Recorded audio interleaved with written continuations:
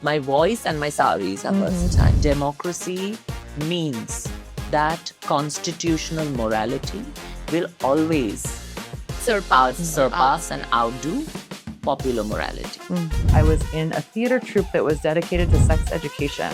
It was run through Planned Parenthood in California in the 1990s. All four vying for my attention. I didn't knock on any doors. I kicked them open. But now you have to go to the government to get a certification from them.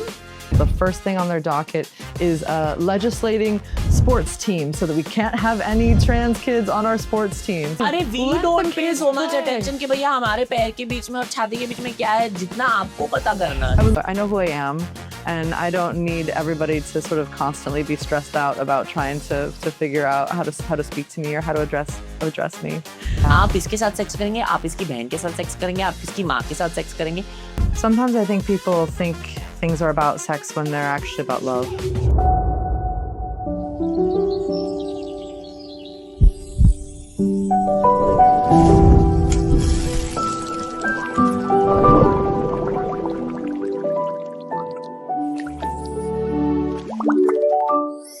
I'm Aastha Khanna, and in this episode of Play Pretend by the Intimacy Lab, we're in conversation about performance, identity, and courage. What it's really like to live visibly in a world that is often trying to just box you in. Today, in conversation with me is Dr. Joy Brooke Fairfield, an activist, a media maker, an academic, and someone who works deeply in the space of collective liberation and identity and performance. And also, we have Sushant Divgikar, aka the glamorous Rani Ko-HE-Nur, who is an actor, a dancer, a performer, a singer, completely somebody that you cannot box in, and my absolute favorite person in the industry. Welcome, Rani and Joy. We're all looking so amazing in saris. All thanks to Rani and her amazing idea. Thank you so much for making us all look so glamorous. And Thank you. we're a little bit closer to how amazing you look. Oh, please. Please. It's like, is it too late now to say sari? Sari. It's not. It's never. It's always time for a sari. Can we please also tell the entire world that a sari is for everyone? Oh yes, I'm normally like a soft butch, but you gave me this as an option. I was like, oh, that's absolutely within my gender expression. Thank you. Yes. Matches my shoes even. See, I mean, and I think the sari is so versatile, even if I'm not. My saris are very versatile. Yes. You know, I am not versatile. My voice and my saris are versatile. That's where you darling. keep the versatility. Yes. But before we go any further, Aastha, I must just say thank you for making this, taking the time out to introduce the two of us, of course, but also invite us to have this conversation with you. I think I have been in awe of you for the better part of nearly a decade now. Oh, wow. Wow. Thank you so much. It has been a while, and I have been following your work closely, and we keep chatting where we were these, hey, sister, so, sister, hey, sister. We just keep calling each other, and we're like, listen. This happened. This happened. Should it have happened? Yeah. And it's stuff like that. So I love you, and I'm just very, very blessed to have you in my life, and I hope that everybody has an Aastha in their lives. Oh my God, thank you so much. And much like I've said in my intro about you, you are one of my most favorite people in the industry. And the more work I get to do with you and the more I get to just have you around me, I'm like so blessed and so grateful for it. And also Joy, like it is in the name. She brings joy into my life. So I'm one of the major reasons why I was like always very skeptical about doing a podcast was like, would people want to listen to me yap constantly? Because I can yap, and you know that. That's the idea of a podcast. Yeah. and you speak sense. But if the boys can do it, so can we. Yeah. Right? Yes. True.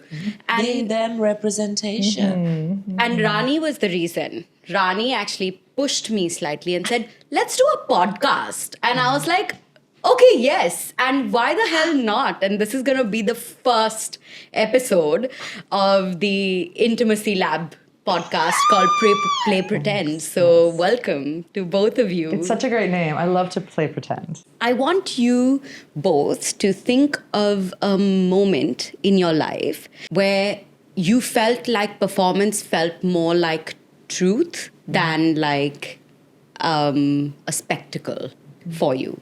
My first answer to this question was just a joke, which is that in my early youth, I got to be in a bunch of Shakespeare plays, playing the page or the sort of like messenger, and which always needed to be a boy. So I got to play boys on stage quite early, and it cracked me up what they would do to make little non-binary assigned at female as a girl, me, become a boy. What they would do is they would put a low ponytail and they'd give me a unibrow.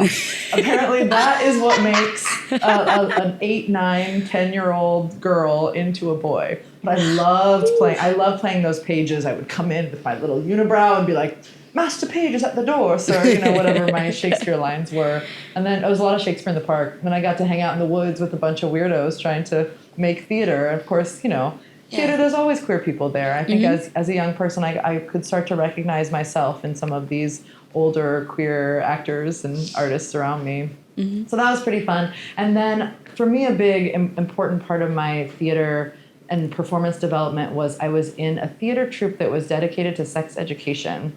It was run through Planned Parenthood in California in the 1990s. I don't know how we had the funds for this kind of progressive thing back then, but we did. And this group of teenagers would sort of develop little plays and performance art about pregnancy prevention, STD prevention, sexual violence prevention back in the day, and even a little bit of same-sex stories too. So I remember playing like a lesbian teenagers having a conversation about sex with one of my friends who's still my friend to this day. We weren't actually dating. We were pretending to be a same-sex couple at the time, but I sure did like to do that scene. And I remember knowing that it was edgy to be doing this in front of other, junior high school students, right. that it was edgy, but I knew that it was important. And I could feel that being seen as a queer teen, even before I myself had really come out, was important to the culture that I lived in and the culture that I wanted to help bring about. Wow. Rani, when was the first time that you felt truth in your performance? I love stage, and I have so much in common with you. I didn't know, because I started with musical theatre and with Shakespeare with Vikram Kapadia on stage, and we did an adaptation of Merchant of Venice. Wow. And they made me perform a sonnet, but with a twist, because they wanted to kind of put like they wanted to start it with a bang. And that was probably one of the first times I actually got into drag. And I romanced four wonderful men, and that was my debut in theatre, in musical theatre, for such a big production. I've of course done many. How long ago was this? It's quite a while back. Let's not reveal my age. But there's always Google for age. But you never know. I might be lying. No. But I had the privilege to share stage with Luke Kenny, Rajiv Siddharth, Jim Sarb, and Neil Bhupalam. All four vying for my attention. Oh my God. And me going and teasing all of them. That was my debut in theatre. Now, It can't be better. It can't get better than that. As soon as I thought that it can't get better than this is when I started doing more television, and they embraced me for who I am rather than the stereotypes that they have. That a queer host or a queer feminine person must say this, must sit like this, must behave like this, must be a little, unnecessarily sassy and bitchy. And I just broke all of that. I mean, sassy, yes. But bitchy, I'm just like, No. it's not my brand. And I'm not that person. So that allowed me to be myself so much more. And the fact that they kind of included a queer representation, which was not caricaturish, in something as serious as a Shakespeare play, made me really feel that, okay, if there's no place for me at this table, then they'll create another table for me. And I said that since then, I just started breaking all of these doors. I didn't knock on any doors. I kicked them open. Right. And I said then, so that you don't need to lock it in with conditions. The love and acceptance of an entire community towards an entire community should be unconditional. So the door has to always be ajar. Yeah. You cannot shut it because you're from this caste, you're a Dalit, you're a trans woman, you're a trans man, so the door is locked. No, it has to be open for everyone. Yeah. So I think that allowed me to express myself way before there was social media. We had radio and we had television and we had all of these other mediums, which I thought were fantastic, the papers, the newspapers. And way back when, I think I was very little, is when I used to perform in drag, but we never called it drag. We didn't know that because I was born male. And I performed to Ravina Tandon and Urmila Matondkar songs. I love that. Absolutely killed it, when I was about 4 years old. And their songs were crazy. So I used to do that, Madhuri, Karishma Kapoor, and all of those. That whole era, the 90s, is when I was on stage and everybody was like, they loved it. They just enjoyed that, oh, this child sings and dances so well. It's not about, oh, this child is a boy child and is dressing up as a girl and performing. No, my steps were great. My the songs that I was singing were in tune and people enjoyed it. I realized that when you add labels, I say in Hindi, कि कलाकार की कलाकारी की प्रस्तुति को enjoy करवा, उस प्रस्तुति को आप कोई नाम मत देना. When you create labels and पाबंदियां आप लगाएंगे ना, when you create those hurdles and barriers, then you don't get to see the art. So I say, forget the artist, enjoy the art. Because even as artists, we forget who's in front of us, who's behind us, what fell from here. We are taught that, right? Something falls off, something, you continue. Show must go on. So similarly for the audience, we realized at a very young age, I did that. And, that taught me, and I thought that, I felt like, wow, I was never really, questioned. Till, of course, then you go into, advertisements and stuff like that. They're like, you don't fit this because you're too gay. And I'm like, that was my first stint for an advertisement for toothpaste brand. And I was like, are gay people not allowed to brush their teeth? I said, I entered the room and I was one of the highest paid models at the time. And there was this very, vag leakish casting director who was, he was warped. There is no other terminology to describe such a person. So I walked into the room and he's like, ये थोड़ा सी gay नहीं है? मैंने बोला, gay लोग दांत नहीं घसते क्या? You said that exactly. मैं बैंड्रा से हूँ, तेरे को गाड़ दूंगी उधर. बैंड्रा में gay लोग दांत नहीं घसते, हिजड़े दांत नहीं घसते. क्या चूतिया कर रहा है? नहीं करने का है, कराना नहीं है तो मत करा. Sorry, my the Bandra West left me. Kurla came into me. But we are from there. So we are from the streets. Who are you talking to? Just say, even if, but people don't have that etiquette. But then I realized these kind of, my foundation was so strong that it didn't really shake me. It didn't shake the grounds that I was walking on. And I feel very blessed that I worked with such wonderful people that prepared me for such, people's idiosyncrasies. So now I'm prepared. I now become the audience and say, अरे वाह वाह, वो होता है ना, उसको वो ऐसे बजाते हैं ना, हम उसको और चाबी मारते हैं, अरे और कर यार, सीटी बजाते हैं. bitches. Show must also go on from your side. From your हमको side. भी entertainment चाहिए. Yeah, we करो. also need little entertainment. I agree. Oh my God.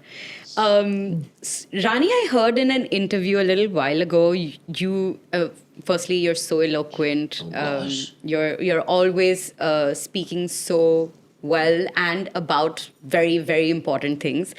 And I remember in an interview you said about if being queer would make me more comfortable, then it would be a choice. But clearly, I am a male assigned at birth, living in Bandra in Mumbai in a very progressive home.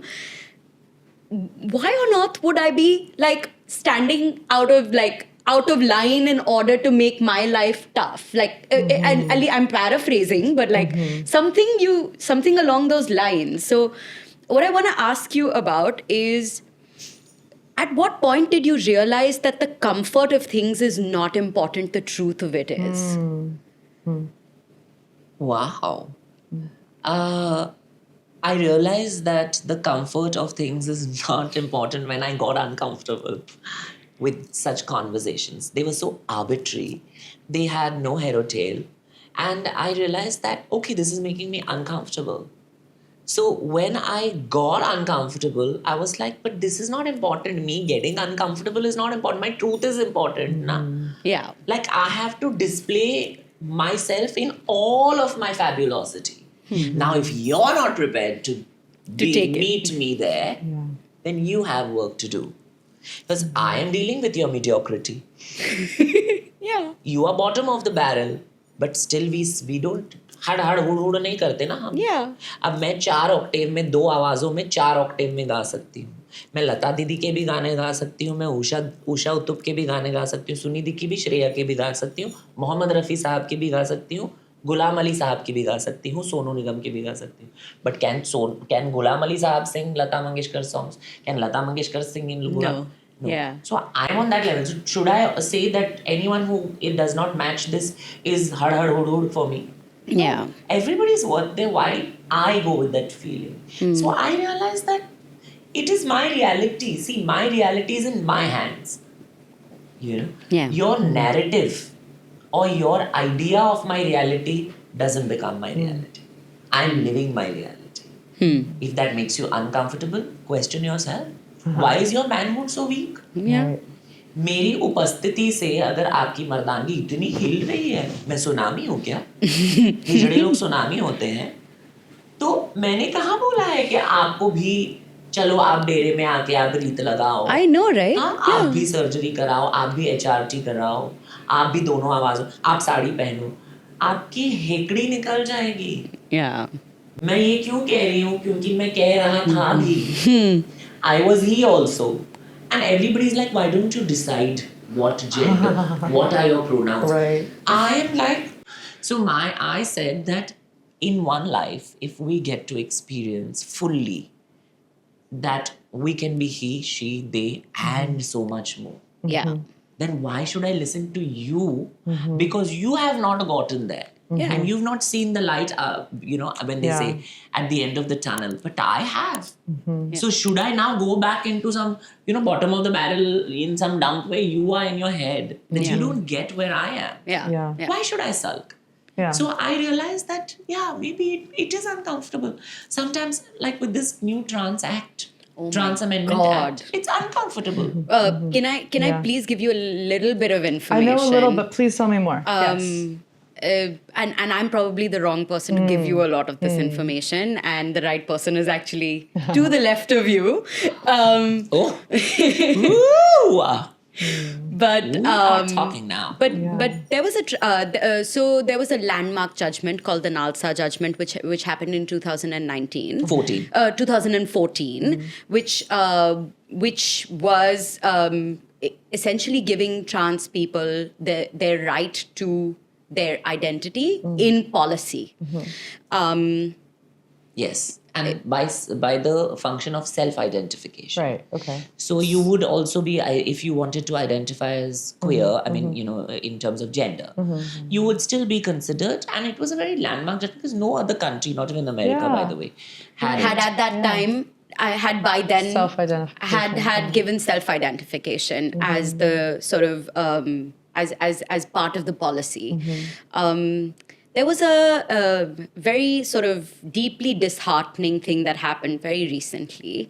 It was this year itself, like earlier this year, I think in the month of 2 months ago. March. Yeah, that there was a bill that was passed, mind you, by every single human being who's not from the community, and nobody from the community had any say in anything, and no petitions were heard. And actually, nobody was heard or even spoken to who belonged to the community, to the trans community. And mind you, the trans community is fairly loud and proud in this country. We have part of the trans community is the Hijra community, and they're a very, very loud, proud, and very, very celebrated the part of our community from India is the oldest transgender community in the world. Yeah. Our history traces back to since time immemorial, whether before it is the records. Ramayana, it is the Mahabharata, you see all of us are everywhere.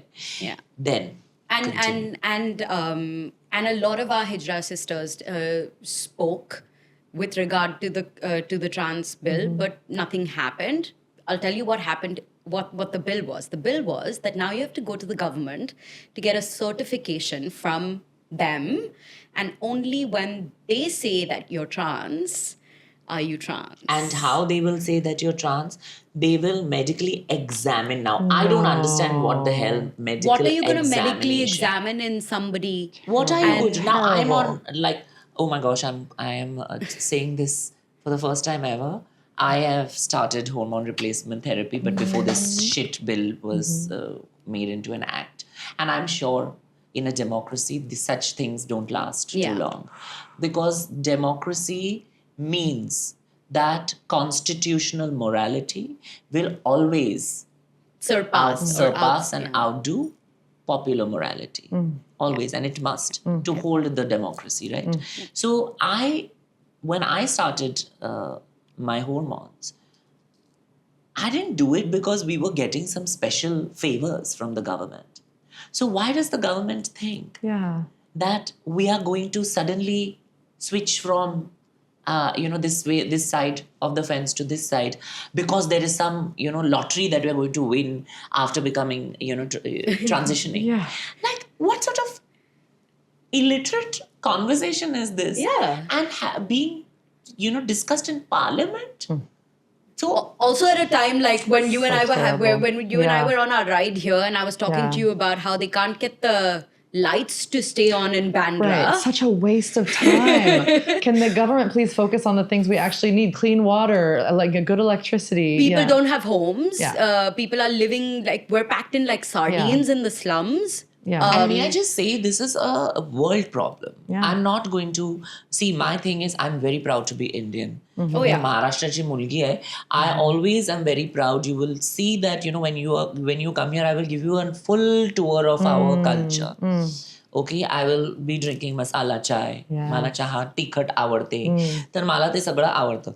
So now but the thing is, it's not. I've realized with their country also. Look at that. You're in a dumpster. Let me tell you, when it comes to queer. It's a mess. And every we single... are still better. उतना नहीं हुआ अभी तक. उनका तो बहुत बुरा है.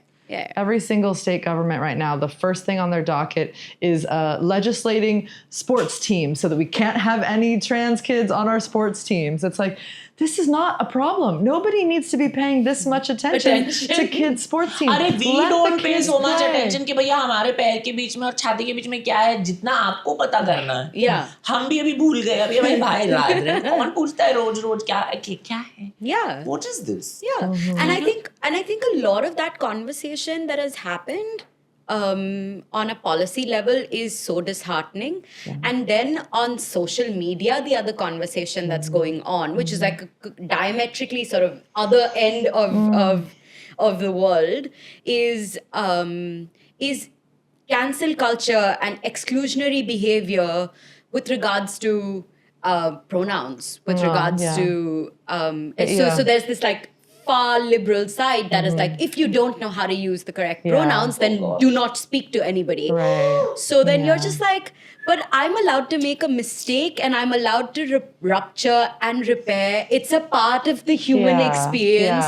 You have an ally in me, and my love for the community is much more than my sort of conditioning of this 14 languages that I've had to learn in my life. Absolutely. All messed up in terms of grammar. And we're all such a product of the sort of police state. We've all been policed in different ways our whole life.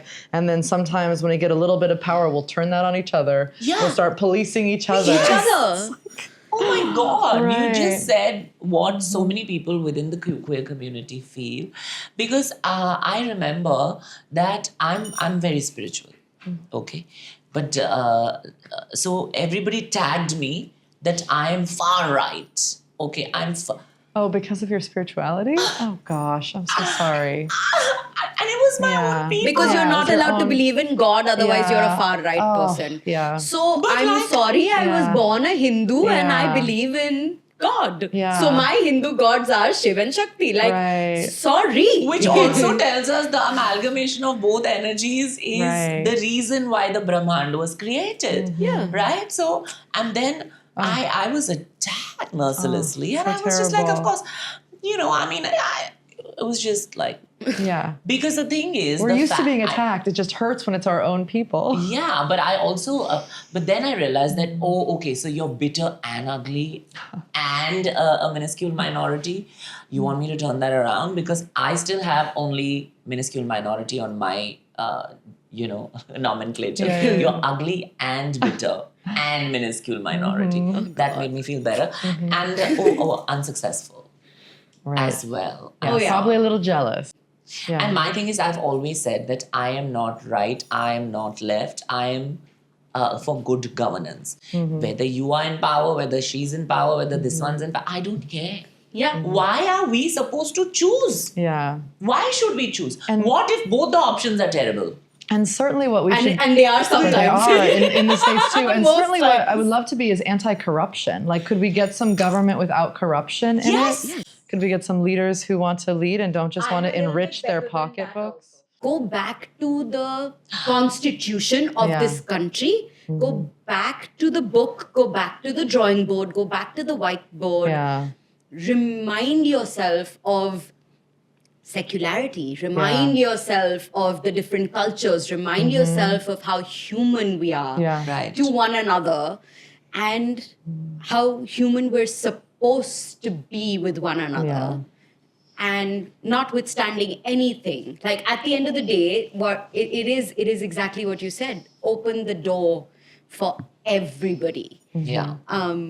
If we can just do that. Again, I'm saying that we need a cleanup within the country. It is, now that if you have termites in one part or on a... You don't on sell a- your house. You have to just that corner. anti-termite. Yeah. Yeah. वो करना है हमें Correct. बस. You are right, and I am fully on the same page as you. देश को कभी गाली नहीं देने की. इतना तुमको देश के साथ नफरत है, बोरिया बिस्तर बांधो, चले जाओ बाजू के किसी भी देश में. हमसे तो कहीं ज्यादा गए गुजरे हैं वो लोग. तो उधर जाके तुमको पता चलेगा कि इधर तुम जितना हकते हो ना अपने देश के बारे में नहीं हकने का. Yeah. And you have the voice to say, why not? You speak, who's stopping? Democracy ना. आप लोग कुछ भी बोलते हैं ना, तो हम भी बोलेंगे. अब यही है. This is a tit for tat. Yeah. Retaliate. Then they'll say कैसे बात करती है? हाँ, जैसे कि तुमने आपने तो बड़ा. Yeah, you've not given me so much respect. Why are you wanting it in return? Yeah, everything is want only ना. Yeah. Megalomania. It's megalomania. चाहिए फट जाएंगे चाहिए इतने जेबे होने चाहिए कि नहीं चाहिए कितना देंगे हम अब Yeah.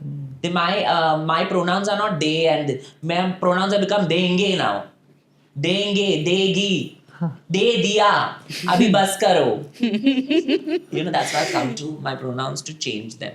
Because my pronouns were they. And they means give. अभी मैंने दे दिया, I've given. अब तो छोड़ दे. Yeah. छोड़ दे. Give, take what you must. I've given it. I'm giving it. I'm done. I'm done now. Yeah. Done giving. I also feel very fluid in my pronouns. I travel a lot to a lot of different countries. There's a lot of different languages. I never feel like I need to insist on that. I know who I am, and I don't need everybody to sort of constantly be stressed out about trying to figure out how to speak to me or how to address me. I feel that way about my name. I love my name. Joy is such a blessed name to get. It's a little bit feminine, but I love it so much. I don't want to trade it in for anything else. So I feel like I can have the masculinity that I need and that I feel inside me, and I don't necessarily need the way that people address me to always constantly be reflecting that. Although I certainly try when it is important to people. I know for some people it is very important. It is. And for some people. Oh yeah, and I think for those people for whom it is important, it's also up to the allies and up to other people around them to give it the importance that it deserves. Because you might not know what that person's life experience is, but actually choosing their pronouns and being asked to be addressed a certain kind of way is probably their one way of affirming their own identity. Yes. And as a queer person, the world takes away your agency in so many different ways. Here, there's not the agency to have same-sex marriage. There's not the agency to have certain kinds of positions. And even in how you are called can be the small amount of agency that you can have. Hell yeah. Performance in the community. I really want to ask you, because we constantly talk about how cinema and performance and theater and art are such huge representatives, and your small form of rebellion against how we're being boxed in, or the little bit of activism that comes through art. What is it like for you as a woman in this world, in the casting world, in the film world, in the performance world? What is that experience like for you? I never like to take, this is my thought process, and it could vary from person to person of trans experience, but I never go in to compete with women with the idea कि मेरे को compete करना है औरतों के साथ. No, because yes, I am a trans person. I mean, a person of trans experience who happens to be trans feminine, right? But I don't want to compete. Similarly, they should also not compete with you, because that's quite sad, to be honest. Not women only, men also. Anybody. That's quite sad, to be honest. Like, for example, if there is a transgender role, you give it to a transgender person. Fair. It is a very basic thing. I'm not asking you for the stars and the moon. No, don't want. Just basic. It's very, very, it is that now we have sort of progressed a lot. Now to have these conversations, that kind of bogs me down a little bit. But of course, I said, ठीक है, आपको नहीं देना हमको. So then in my first film, for Thank You for Coming, I became a man.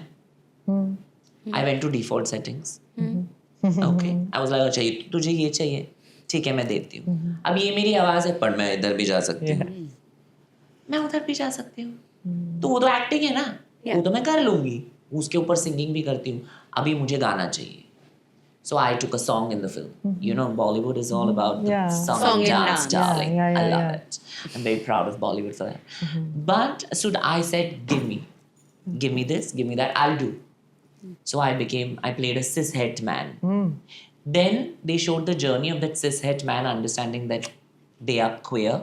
So I played that mid transition where, he's confided in 2 or 3 people. And my co-star was Bhumi, Pednekar, who is a very nice friend. And some really amazing people in the film, Anil Kapoor, and Awesome. absolutely wonderful, like legends, stalwarts. So then I said, okay, but I auditioned for this role, I got it. Then I said, now that I can call the shots in terms of for myself, why not just try? Huh? I said, okay, there are songs in this film, let me sing it. They were like, all? Maybe not, but your song may be the one that you are supposed to. I said, yeah. If I'm dancing, I will sing. I became the Lady Gaga. Yes. She's like, if a Gaga is singing Shallow because she's in the film, you're not going to expect a Christina or a Madonna to come and sing playback for Gaga. Of course not. Yeah. Saying that, no, you may be a singer, but we have booked you as an actor. Yeah. Yes, but It's my voice. Yeah. it's my face, and I happen to be a singer, as you said. So why not just try my voice? And it so happened that I did my Bollywood debut as a singer Pari hu main. with this iconic song, and with Sunidhi Chauhan, who I see as an inspiration. So she and I have recorded the song together. Awesome. So to become the first transgender person in the history of cinema to sing in a mainstream film, and the film doing well, whatever, but the song doing so well. To going back to your question also, I don't fight the process because there is nothing to fight. I have fought the demons within me, and the inner saboteurs I have conquered.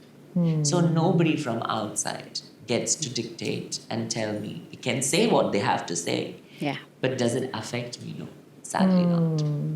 The weather may affect me, but not anyone's opinion. So I think that's what I go with that, the state of mind, and I ace it. I've literally mastered all the various mediums that there are to offer. And I still believe that there is still so much to learn. So much there is to learn. Nobody, like just when I say mastered in terms of the idea of when people say that you can be jack of all trades and master of none. From that angle, I'm not being pompous and saying, मैं रानी है और बाकी चाय कम पानी ऐसा नहीं है. ऐसा ही है. नहीं, रानी तो रानी है, कोहिनूर है. But I'm just saying that, through our life experiences, I think we've been taught and we've understood that every day you learn something new if you keep your mind open. Yeah, that's such a beautiful thing because it is only the masters that realize that the only way to live is to grow and to learn. And you actually have to become a master within your own self. Yeah. And do the work in your own self as a human being to realize that nothing is like, this is my conditioning at 30 and now you can't change me. Yes. Or like, oh, I'm 60 years old and ab jaake, ab kya badlega? Like, you can't change people's minds after a certain age. You can't change. They won't learn anymore after a certain age. I think is only sort of true to people that are not masters of themselves. There's a great quote from Yo-Yo Ma, and someone is talking to him and they're like, you're already the best cellist in the world. Why do you still practice every day? And he looks up and he says, well, I think I'm really starting to get somewhere with my playing. How sweet. That. Yeah. A legend. Yeah. I mean, at some point you realize that there's so much out there in the world and the human experience, the human condition is such that you're basically dead if you're not growing. Yeah, absolutely. Also, learning new things is fun. I feel like, so much of life is a old rote routine, the same thing over and over again, but trying to pick up something new, trying to get your hands to figure out how to play the guitar, trying to master new steps in a dance, it lights up, it's pleasure. Life needs more pleasure, and it's an easy rush to try and more desire. Yeah, oh my God, yeah. yes. And it keeps you on your toes. Literally also when you're dancing. Yeah. But I think it's, as they said, Absolutely, all of that. This is me trying to learn kalari at the last workshop that I was at, kalari pot. It's so hard. My body doesn't do it naturally, but I'm down in those deep squats being like, here I am, trying something new, finding new strength that I didn't know that I had before. Welcome to South India, darling. Oh my Amazing. God. Yes. See, every part of India will, that's what I'm saying. We're so diverse. Now, if I say that, okay, oh, no. But, in Maharashtra, we do it like this. I don't know how it is done. So within a country, within a state, within a city, within a region, if you block yourself, you're never going to learn. And see how elated you are. Your face just lit up when you spoke about it. Fun. It's a new experience. Yeah. And when you experience that, and you're like, wow, my body can do this. Yeah. I think it's amazing. That's awesome. I want to ask you a little bit more about thank you for coming. And the experience that you spoke about, the experience of playing a cishet man who is transitioning at a time in your life when you were, your public persona was that you're a very loud and proud trans woman. Trans person there. Trans yes. person, yes. There would have been a layer of prep that went into playing a cishet man, and also sort of another layer of maybe dysphoria. What was that experience like for you? Wow. Yes. The answer is yes. All these things, I'm sure. Yeah. All of the above. I will never forget this one. My parents simplified so much. My director was telling me, you have to look for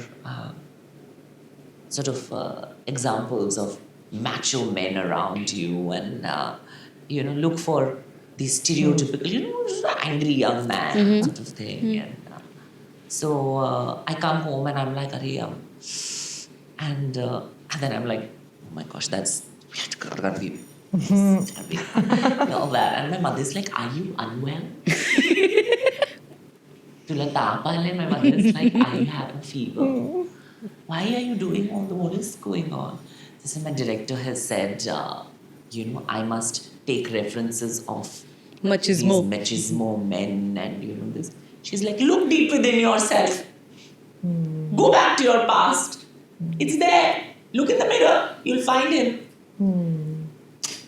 I mean, she may not have See, now, if I had to be somebody who didn't understand where she's coming from, I could have blasted on my mother, saying that, how can you say this about me? But she's right. Right. I grew up with the conditioning of a boy. Yeah. So how is the parent wrong? Yeah. I listened to my parent, to my mother, and you will not believe I found that character. Yeah, and also because you cannot completely erase that whole experience, which was conditioned. Is it right to say that no? Why are trans children, who are? Yes, but maybe back then that education was not there. Yeah. So it's okay. Today I am who I am, no? But if I have to, for a character, go back into my life and see that, yes, I've experienced that. I was that. And that too is a form of self-love. It is. Yeah, I'm acceptance. healing those wounds. Yeah. I'm saying, okay, yes. That little boy or that teenage boy was that angry. Why were you angry? Then you get the layers to that. As an actor, to find those layers. With one statement that your mother, said. Yeah. Maybe because of a generational thing, of saying that, what is the big deal? In an Indian household, it's a very common thing you see. But I just want to say that, and I had the privilege of meeting your mother. Yes, she's a dog. She's a diva. She's amazing. What she said to you, maybe it came from a place of care. Yeah, absolutely. And then it sheds its homophobia or the what might seem again. to a lot of other people on the outside, whatever the fuck it seems to anybody. Oh, yeah. It was a conversation between a child and their mother, Yeah. and it came from a place of care and guidance and love. Oh, and and it hit me like a truck. Like, And- but then when I said, okay, I mean, instead of doing all this rubbish, like, all this, you have to go deep inside and find that boy. Yeah. And I did, and I'm fine. And I keep saying that, as trans people, we have both energies. Yes. Don't fuck with either. We're 1 and 2. Okay. Buy one, get one free. Exactly. Dual sim. Yeah. Whatever you want to call it, it is. Yeah. That is the reality. People call dual sim? All अरे बहुत कुछ बोलते हैं मैं वो भी नहीं फिर पहला मैं That's वो a different रील इसलिए episode. वायरल हो गया था मेरे मुंह जबान से क्या क्या निकलता है and it's also because it's like a mirror to mirroring society only ना like what they are saying only I'm saying but the thing is that it is true and now for example then I had to show also the way that boy transitions in terms of expresses their true gender identity through drag. Yeah. So it was the first time that a drag queen in India performed such an amazing song and dance routine in a Bollywood mainstream film. I can't wait to see this film. I'm sorry I haven't seen it yet. I'm looking forward to it. It's called Thank You for Coming. Yeah. And it speaks about the female orgasm. I teach a class every couple of years at my school on LGBTQ cinema from around the globe, and it sounds like I have a new film to show in this class. Yes. Yeah, it's Of actually course, really I cool. wish and I'm very unabashed to say that they could have written the character in Yeah. more detail and they Yeah. should have shown some Yeah. growth to the character. And that's my personal opinion. And no love loss between Yeah. me and the director, producer, Yeah. writer, whatever. But the thing is that they did very good research about, Good. okay, this is the thing, this is the scene. And I thought that whatever was shown was done well. Great.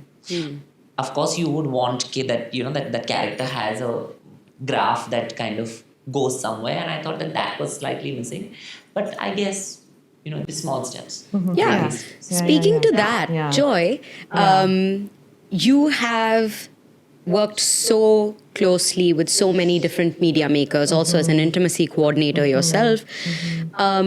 Do you oftentimes find that there is a huge lack of research in the space of identity when they're creating stories for genderqueer, LGBTQIA plus people? Yeah, one thing that always makes me sad is I feel like in period pieces, anytime you go back in time more than 20 years, they think that everybody's cis. It's like, oh, we can't have a genderqueer character. It was 1950. I'm like, let me tell you, there were genderqueer people in 1950. Or you're doing a play that's set in the 1800s. Oh, we can't cast this wonderful trans woman in that show because it's the 1800s. And it's like, gender nonconforming people have existed throughout time. We have found ways to be and places to be throughout time. And just because something's a period piece doesn't mean that everybody has to be cis. It never has meant that. And so I feel like a lot of my research May I is... just say, please. to make you happy, I'm working on a period drama Oh, for good. one of the leading broadcasting Great. OTT platforms in the world. Headquarters are in your country. I will not tell you more. Yes, mysterious. But I'm playing a trans character. Great. And it is from the Mughal era. Awesome. Ooh, Yes. wait, I know this story. Now come to this one. Signed an NDA. We will all sign an NDA. I know this story, and you better be excited for this Yes. because and just I think that's often where I will bring in some research. I was talking earlier before you got here about this opera that I got to work on that was two lesbian girls in love in the 1890s, and it ended very tragically. But they were really in love for a while, And I think that people were so shocked about it, and then I started to bring research to the table. I'm like, here's evidence of this. Here is evidence of that.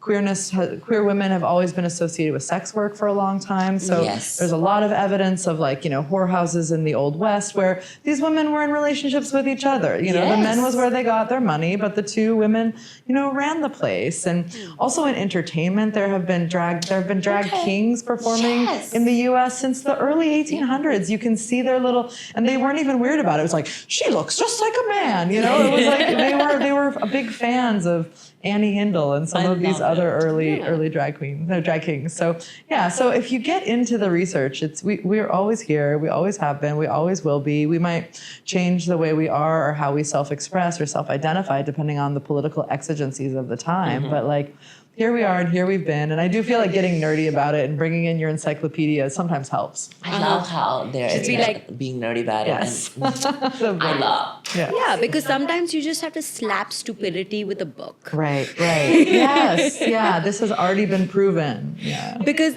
again, Rani and I were having a conversation yesterday about some people who I'm not going to tell the full story because but some people can be so closed-minded or so sort of with their blinders on, even about creating sort of the new on-trend kind of stories, which according to them, you know, are probably going to have an audience.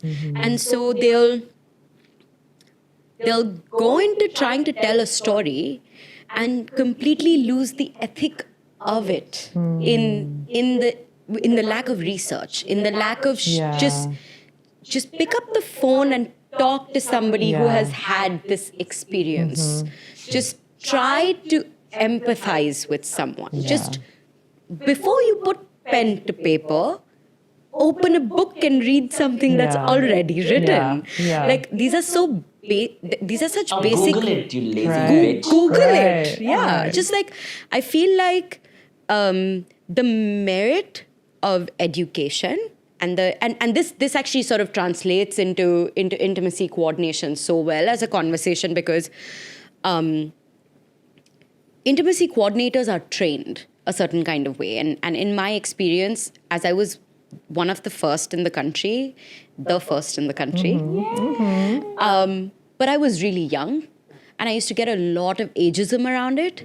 And then I had to shut that ageism down with being like, I actually studied and learned and put my mind to it and got several books and went through them, right? And I feel like the value of taking on the labor of educating yourself is so lacking in people that are trying to create art today. That they're not, either they're so sort of like conditioned to be like, okay, if I'm going to talk about a queer story, I'm going to talk about a story from the community or a trans story, I'm just going to add trauma porn. And everyone's going to cry and this person's going to go through suicidal ideation and want to jump off of a cliff. And sure, those are things that do happen to people because of the lack of security that is in their direct environment for them to not be able to authentically live their truest selves. Not to at all diminish that experience, but also to say that there are people that there is queer joy with. There are people that are living happily. There are people that are finding love on dating apps.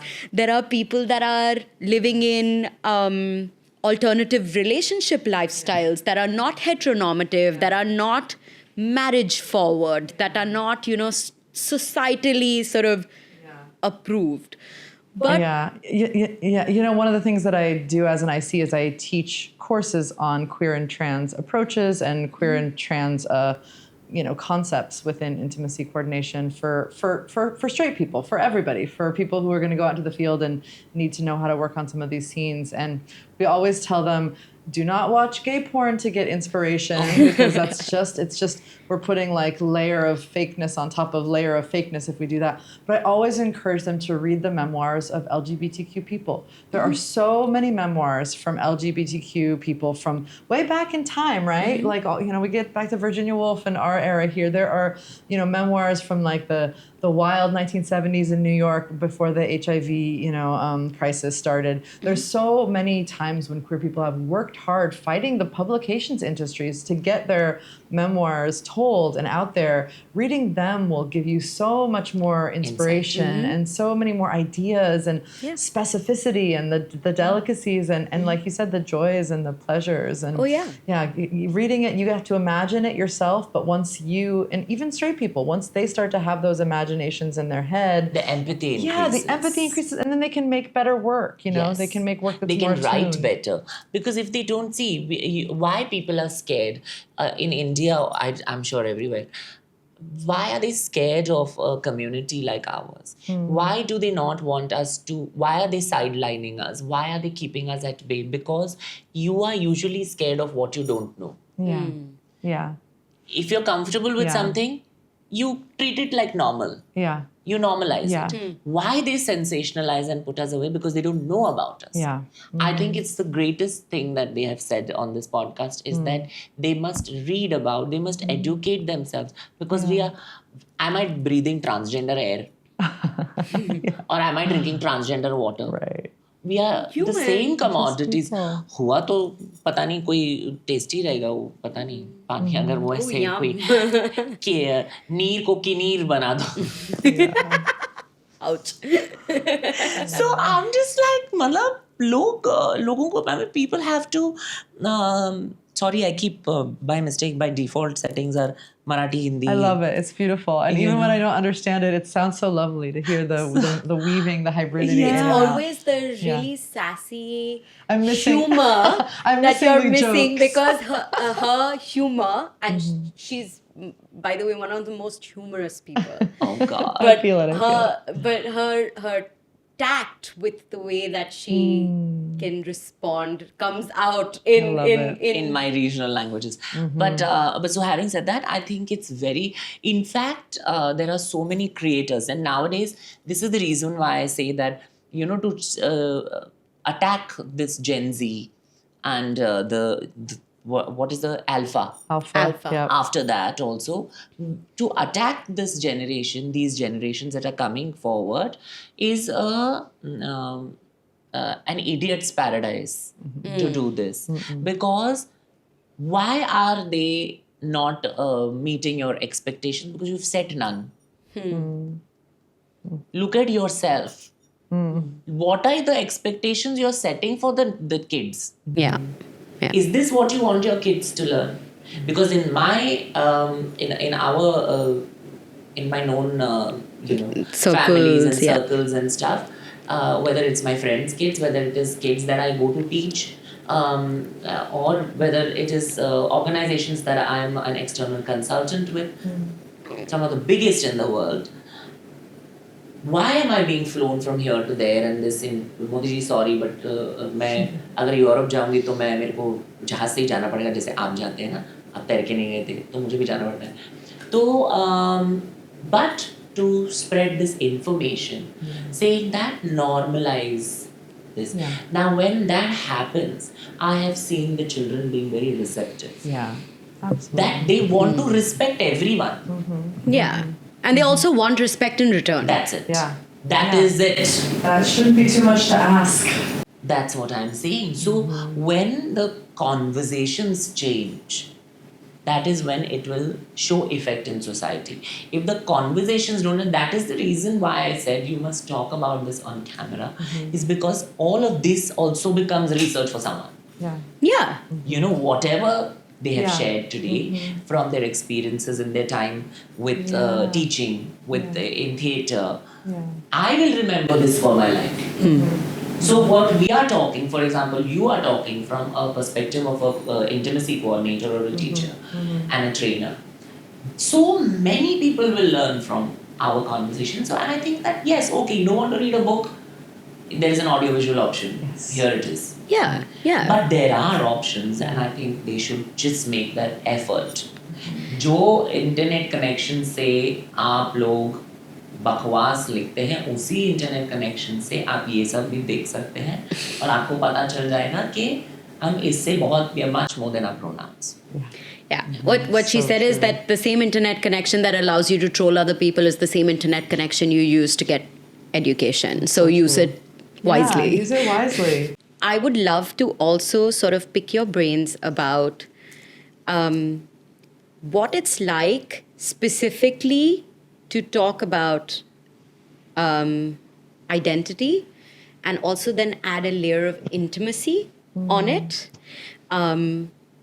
In terms of stories that we're telling, sure, but also what kind of intimacy are we showing? So there's so much heteronormativity around the concept of any kind of love story that we're telling, any kind of intimate narrative will usually have the lens of the director or the intimacy coordinator who's choreographing the scene, bring in sort of sometimes a lens of a power dynamic, sometimes the lens of heteronormativity. And I want to know what your thoughts are with regard to how do we strip away from that? How do we remind ourselves of a certain kind of conditioning without trying to make it look so unique that it, or like try,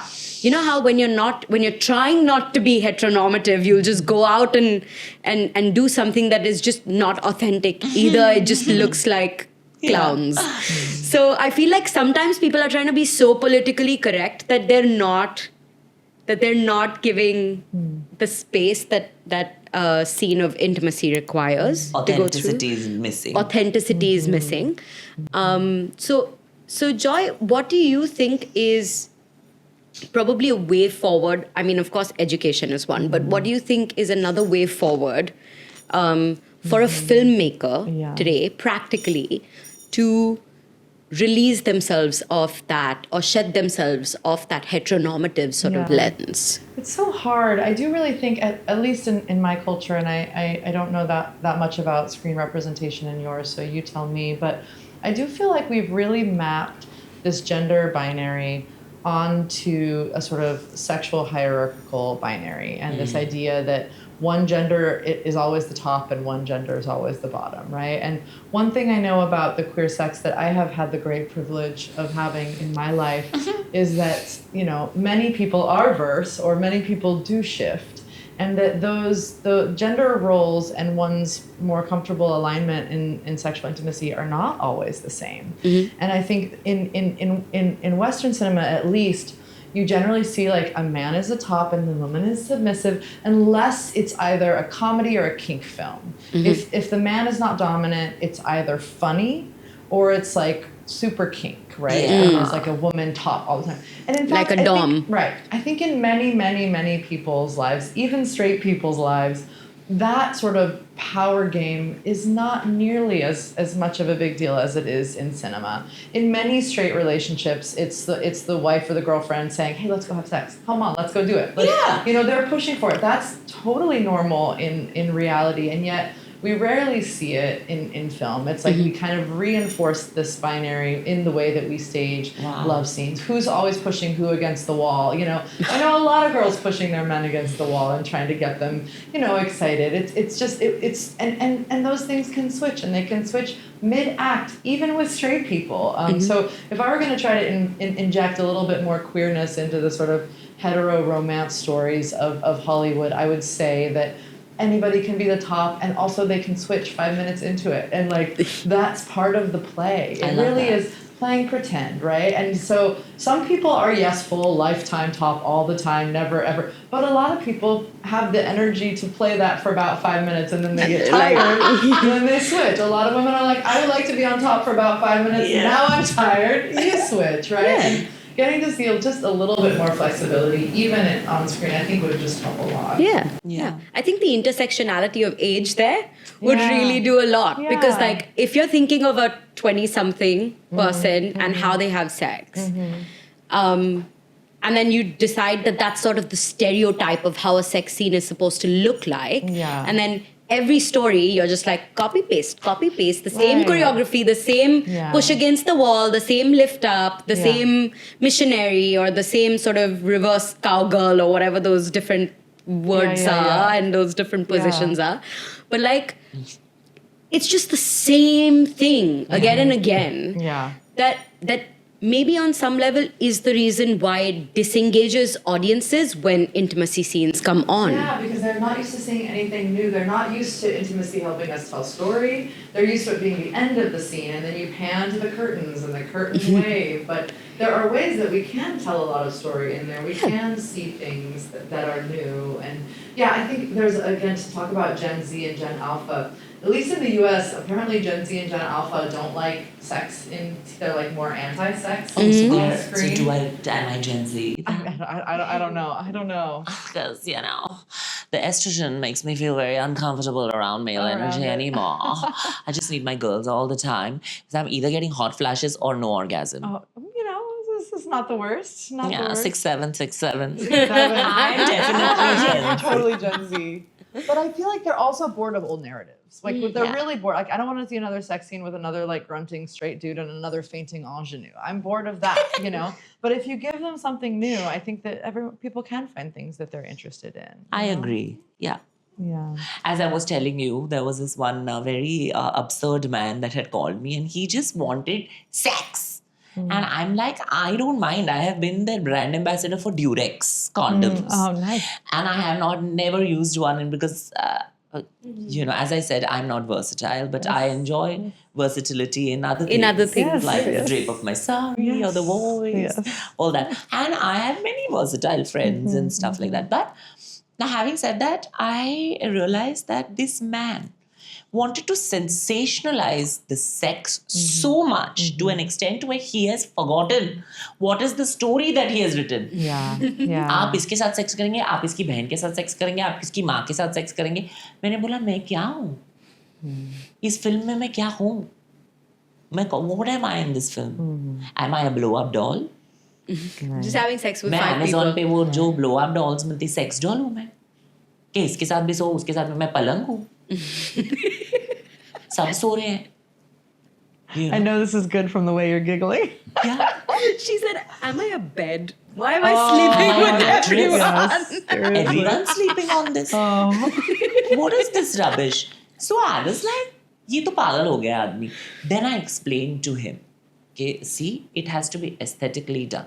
आपको कैसे पता कि मुझे मेरी ये character को मतलब ये आपके दिमाग में this is your lack of knowledge. It's your ignorance. That is why you have written this like this.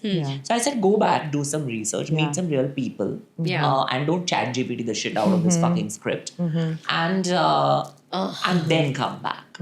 We talk about this in IC sometimes because as an intimacy choreographer, you don't have a lot of power with the director. So you have to figure out how to like change their mind or get to them in a sort of subtle way rather than just being like, this is sexist. So one of the languages that we use, I wonder if this would be useful for you, is did you intend for this to be so stereotypical? Are you intending to set these cliches in motion? Are you trying to tell an old story that many people have told before? Or are you interested in doing something new? And directors are horrified at the fact that they could be doing cliches. But if you say it like that, sometimes they'll come around, we don't want to, this is not going to be cliche. Okay, cool. Then let's work on it together. How Please it could not be come cliche. and be a part of my films. Now you and her, please. I would love to. You have to come and इतने speak प्यार से Hindi. मैं नहीं कर सकती बात. मैं तो उनको उधर ही धाड़ देती हूँ उधर ही. फाड़ देती हूँ मैं. So yeah, I need this sort of this ठहराव बोलते हैं ना उसको. मेरे गानों में ठहराव है. मेरे में ठहराव नहीं. So I transcend into becoming another person, an alter personality. Like Beyonce says she's got an alter personality. Yeah. What was her alter personality called? Sasha Fierce. I love it. So I become that on stage. Then I go into my Zen mode. So I'm another person. But with this, if I hear, That's why you need an intimacy coordinator Yeah, to 'cause- have a non-violent Yes, conversation absolutely. on your behalf. And so that you can have your own space to be an artist. And also so that you're not put in a position where you have to even entertain this conversation because it will have been dealt with In advance. before. I need an intimacy coordinator Yeah. for my life also. Yes, Just hire me. Exactly. You have one already. Just do it. कब से मैं single पढ़ी हूँ इधर ही यही सब scripts पढ़ के मैं अभी थोड़ी मेरे को लगता भी है कि भैया मैं जितने लोगों को स्क्रीन पे जितना होता है वो उतना एक्शन इधर नहीं हो रहा है लाइफ में नहीं हो रहा है Yeah. Oh my God, true. I do think that we as intimacy coordinators make stories and try to get more intimacy scenes in entertainment. Also, we're trying so much harder now in India to push for it because we pay our bills through it. That's right. And it entertains people. However, everyone's sexual libido or their pleasure drive is different. It's cyclical. It depends on age. It depends on circumstances. It depends on the stress in your life. It depends on options and availability. Connection. Or, when you're transitioning. Yeah. For sure. Transitioning when you have, whether or not you have connections that feels potent enough. Yes. I also think a lot of people don't come out as bisexual or pansexual because they've never seen anyone else do it. Do it around They don't them. know what it would look like or be yes. like. Yeah, I think Yes. so many. yes. I would love to see more bi or pansexual Pansexual narratives. I think they're hard for stories because stories are often falling in love or breaking up. Yeah. And once, bisexuality or pansexuality implies more than one partner. Yeah. And it's hard to show a story with more than one partner without it being like, oh, they're, too sexual or like they don't know what they want. They're confused. And so our sexuality just gets so influenced by everything around us. And Yeah. I personally know many pansexual people, but they don't know what to call themselves. Yeah. Because they are attracted to a man, they are attracted to a woman, but they're also attracted to someone like me that they know. And they're just like, bro, we don't care really. We just love the your company. Yeah. And we just like, and also, okay, if you add like a side of making out with that, we don't mind. Right. So I was like, okay, cool. So then that makes you pansexual, my friend. Yeah, and it shouldn't be stigmatized, but it sure is. I know, I just don't. so And especially with bisexual people also, I feel so bad that even within the community, there's so much inverse discrimination against them. That, like the girls don't want to. Now, for example, if there is a bisexual man, the woman will, the boys will say, we don't want to date you because at the end of the day, you are going to settle down with a girl. Yeah. The girls will say, oh my God, you're going to be with a boy also. But they are bisexual is their orientation. Yeah. But if they're with one person, that doesn't mean they are polyamorous, polygamous, whatever. Yeah, absolutely. So they can be with one person, but they just that they are attracted otherwise to. And that I think that a pansexual person has superpowers. कि भैया उसको सभी room में सभी पसंद आ सकते हैं. Yeah. And I in mean, fact- I feel like pansexuality is sort of the class 12 of sexuality. Because why I say class 12 is because it's the highest grade in school. The हमारे reason यहाँ पे 10 12 junior college and all that included. हम लोग Delhi board से पढ़े हैं ना, Mithibai college से यहाँ पर. Oh, nice. But like, my point is like Got they're it. they're at the top of the sexuality story. thing. Yeah, it's on the And terrace. the reason I feel like that is because they actually are connecting on a soul, on a human level with people, on a thought process level, on a value system level, on an ethical level. They're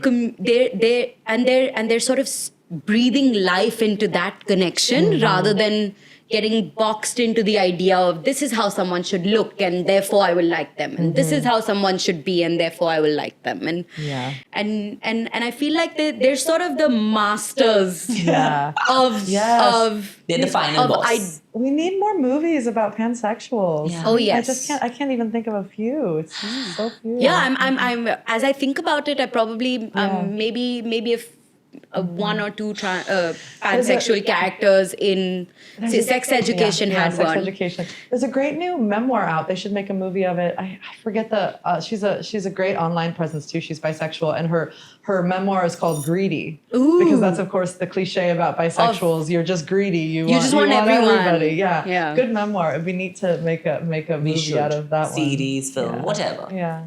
Joy, you and I were having a conversation about sort of the market or the optics around intimacy coordination. My personal belief is that we're sort of getting boxed into a safety sort of tick box. And so I want to ask you, what do you think, how do you think we can think about intimacy coordination more from the lens of art rather than just safety? Yes, this is one of my favorite topics. Of course, the safety is so important, and trying to sort of, bring this harm reduction approach or bring this sort of supportive approach that performers, particularly women performers and other marginalized people, have been lacking for such a long time in the industries. It's so important. But where I get really excited is thinking about how we can make the sex and the intimacy that we see on stage more exciting, more specific, more alive, and less stereotypical. People learn a lot about sex from watching scenes on TV. So what we do is not in a vacuum. What we do influences the world and influences people's own ideas of their own sexual expression. For me, of course, this comes really close to home when we're talking about LGBTQ expression. For so long in so many films, any expression of same-sex desire with men or with women has been very closeted. Very heteronormative. Yeah, exactly. And there's like a sense that we're about to get caught. So there's like a kind of stress or anxiety in the way that it's performed. I still think we don't really know exactly what like relaxed, expansive, same-sex love looks like on screen because we've almost never seen it, And I'm still looking for those films about like delicious old married gay couples who have been together for 40 years and still love kissing in the morning before they have their morning coffee. I just haven't seen it. And I know those people exist in real life because I've met some of them and they're so cute. So there's all these stories that we're sort of missing from having on our screens and stages. I have an example, which is good for this one. I had the opportunity to direct a new opera. I co-directed with an opera professional, a new opera about a lesbian love affair that had happened in 1892 in my hometown of Memphis, Tennessee. And of course, because of the time, it was very closeted, it was very anxious, it was very stressful. But we have in the record this true story of them spending a lot of time sort of flirting with each other in this secluded rose garden. So just imagine these two beautiful young women in 1892, their big Victorian-era skirts, flirting and kissing and canoodling in this sort of private rose garden.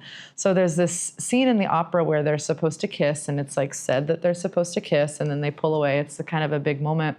And I think if most directors had worked on that moment, they would have just done just what they said, kiss, big moment, and then go. But because I was working on this with the POV of an intimacy coordinator, I was the co-director, but I was also the IC for this project. I'd been with them for a long time, and I'm probably the best intimacy coordinator in my area when it comes to same-sex, especially lesbian kisses. So they knew I was the right person. So instead of just having a kiss, we ended up having it staged so that one of them sat down on a bench and pulled the other one over, and then she sat down on her lap. So, first the tall one was sort of looking down at the short one, but then the tall one sits down and then she's looking up, and then the short one is the tall one. So the power dynamic sort of totally shifts, and she pulls her in on the operatic beat count to sit down on her lap. And then this kiss happens with her on her lap, so she can wrap her arms around her. She can sort of pull her towards her. And then we even had a moment where she sort of reached around and like grabbed the top of her thigh, the back of her rear end. And all the actors were fine with it. These are opera singers. They're used to being very physical, very sensuous, and really just held her there and kissed her. And I feel pretty certain that my co-director may not have done such a extended moment, probably because he would have wanted to respect and be safe and careful with the actresses, with the singers. He would be trying to protect them by not asking them Too much, too much. But because I know them, I know how to have these conversations, they trust me, they ended up doing it and we all loved it. We loved it, the audience loved it. The LGBTQ audience members felt so seen because it wasn't just a throwaway moment. It became this kind of like gravitational pull that even though the opera ended very tragically, you could always remember this beautiful moment in the flower garden where these women really got to feel each other's passion. And I think we could have more moments of that. And it doesn't mean that things are going to become raunchier or just more sexy, like kind of spewed everywhere. It can be very specific. And if we can get more specific in our erotic storytelling, there's a lot of tenderness there. There's a lot of vulnerability there. There's kind of new ways of saying yes, new ways of watching people say yes with their bodies. Consent is so problematized right now in culture. There's, at least where I am in the Such US. a bad word. Oh my God. And the right to wing a is lot all, of people. Yeah, the right wing is all like, oh, do we need to have a signed permission slip before our young son can kiss any girl ever? It's like, no, actually, we need to learn how to hear yeses. We need to learn how to see and respond to each other and know when to back down and know when to push forward. And if you really learn about consent, you can tell sometimes. I think that verbal consent is the gold standard. But if you see someone's cheeks flushing and eyes flickering, sometimes you can tell it's a yes. And how better to help us expand that conversation than to see it in movies and to see it on stage. So I'm very hopeful for what our field could do to help move forward into a world with better consent, better sex, more feminist and LGBTQ affirming and trans affirming like perspectives in relationships. Wow. From what you were saying, the first thing that I thought of with this entire opera story is I'm so happy that we're telling stories that are about queer joy. Yeah. And I feel like for a very long time, being visible was not being visible was sort of the war, the battle that we were fighting for the community, that they must have representation, that people that we must tell these stories. But I feel like the depth of feeling alive in queer romantic relationships is sort of lost in the sort of under the rubble of the trauma porn of it, for the lack of a better way to put it. But I feel like every story that I see, especially here in India, is about coming out. It's about not being able to be fully visible, to be fully seen, to live authentically, because the society sort of doesn't let you. And to be honest, beyond maybe a short film or two that I may have seen, every story about somebody from the LGBTQIA plus community, it has a huge sort of trauma arc built in. And I wish to really see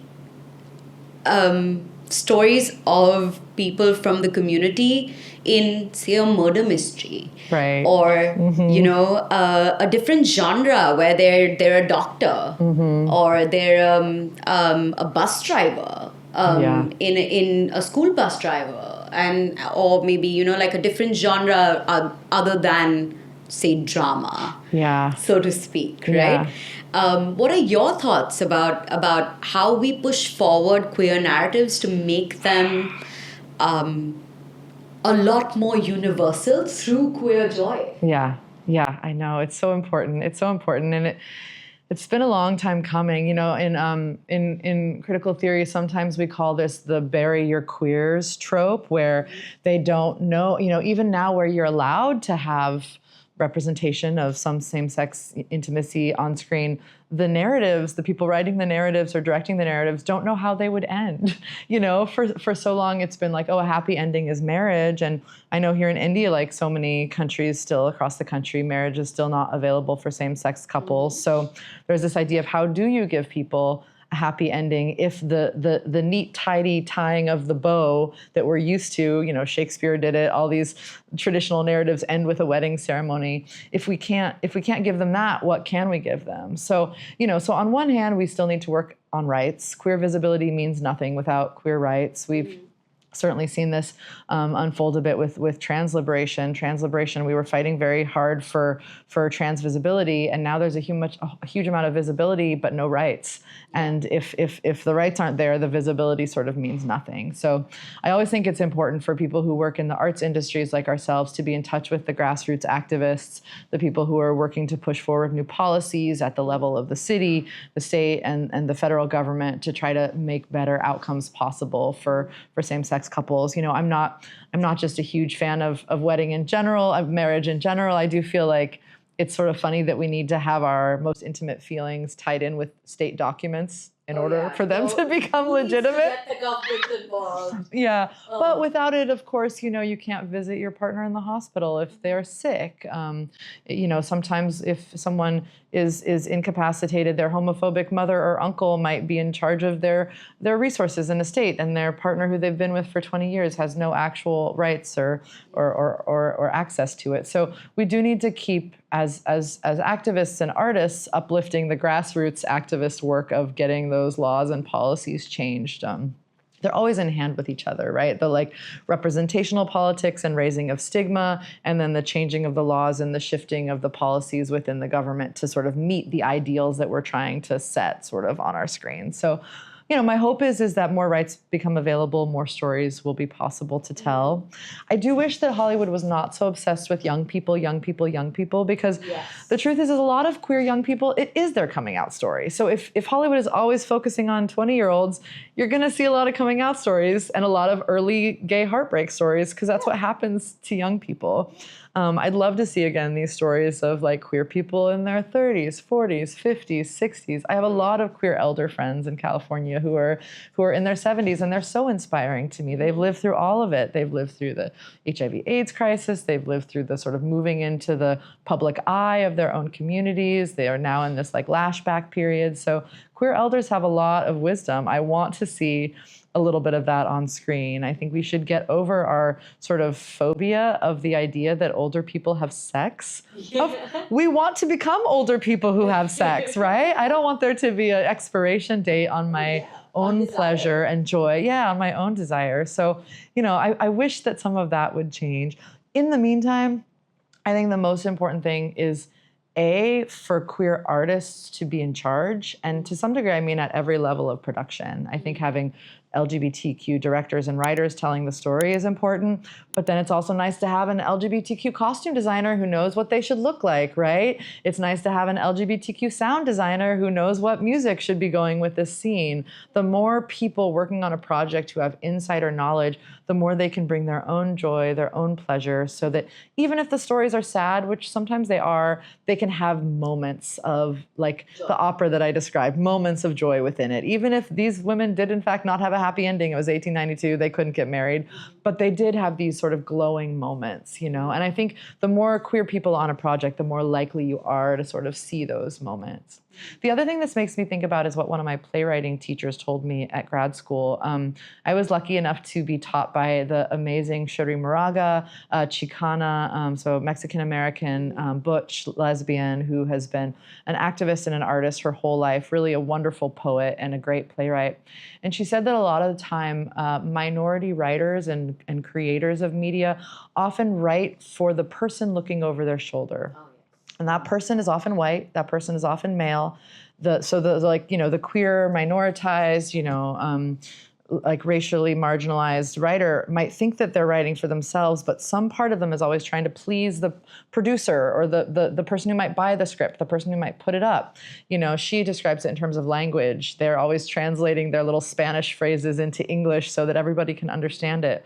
but to figure out how to write for ourselves and to write for our audience, you know? So I always say, queer people, imagine your queer friends coming. What do they want to see? How can you give your film, give your music video, give your play as a present to your own community, rather than trying to like appeal to the straight white, you know, government worker who's not going to like it anyway? You know, might as well give it as a present to the person who's hungry for it and who really needs to see it. And if the white guy looking over your shoulder doesn't like it, that's fine. He has a million other movies he can see. This doesn't have to be for him, you know?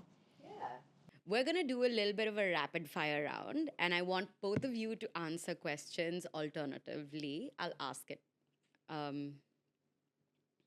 Okay, so the rapid fire round starts with, what is one thing that the audience gets wrong about your work the moment that they see it? Sometimes I think people think things are about sex when they're actually about love. I just think they get stuck in the pronouns only. The movie gets over and they're like, hey, she... Finished. The movie's over. Good one. What is one stereotype about your field, say trans performance or academia, that you're tired of carrying? I think that this whole idea of trans women have to be very like...